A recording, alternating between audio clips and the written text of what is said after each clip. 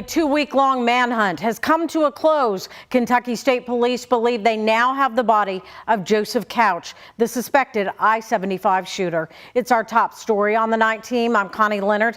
That announcement comes after 2 people live streaming on YouTube found the body in the Daniel Boone National Forest. You're watching that video now, filmed by Fred and Sheila McCoy, who KSP have credited with finding the body. The night team's Ian Hardwitt and photojournalist Emma have been covering this search from the beginning. And join us live from London. Ian, did the state police commissioner give details on where that body was found?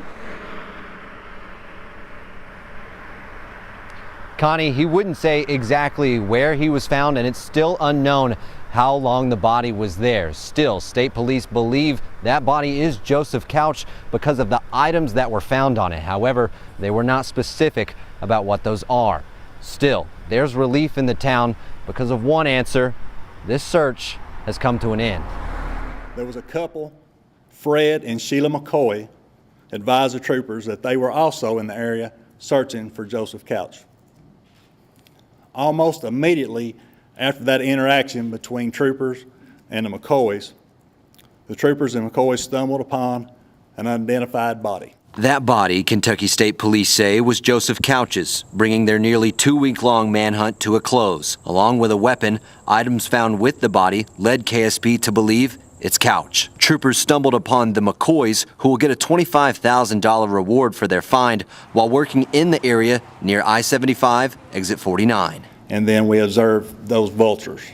And then that was one of the things that we said early on that, may be a clue for us to see. Can you tell us how far away from the shooting you found this body? We still have detectives out there in the scene processing, and I don't have that information there at this time. KSP wouldn't say how long the body had been there either, but it's on the way to Frankfort for an autopsy. Sheriff John Root says he hoped for a different ending. I want prayers for the victims, also prayers for that family. He's a human being, and I wish we could have took him alive. It just so happened that we didn't.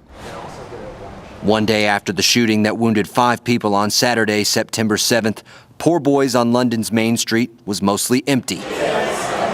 Now, the crowd's back. Everybody kind of get back into the routine. That's what I'm excited about, because you see people and they ask questions, but nobody knows the answer to them.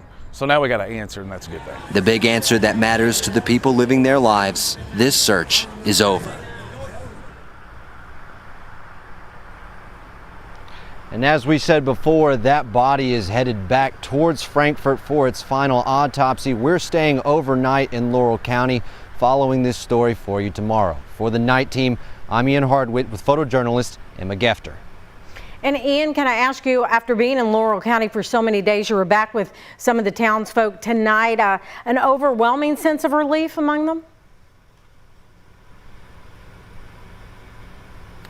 I don't know if it's an overwhelming sense of relief, Connie, because a lot of people were already eager to get back to their lives. School had already started to go back into session, and even in the early days of this, as I was traveling on the back roads and going and knocking on people's doors, they were telling me already, just 2 and 3 days in, we want to go back to riding our 4-wheelers in the forest and doing what we like to do out here, our own thing. So I don't know that it's an overwhelming sense of relief, but definitely at Poor Boys up the street, Larry Lee, the co-owner, told me that lots of people were celebrating as this discovery came in.